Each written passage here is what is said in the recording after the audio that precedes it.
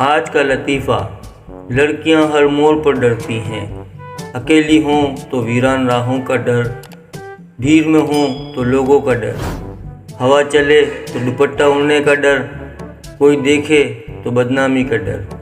बचपन में हों तो बाप का डर, जवानी में हों तो भाइयों का डर। हर वक्त डरती ही रहती हैं और तब तक डरती हैं जब तक कोई जीवन साथी नहीं मिल जाता, क्योंकि यही वो शख्स है जिससे वो अपने सारे बदले लेती हैं। एक छोटी सी लड़की स्कूल से घर वापस आई तो उसने अपनी अम्मी से कहा कि भूख से पेट में दर्द हो रहा है।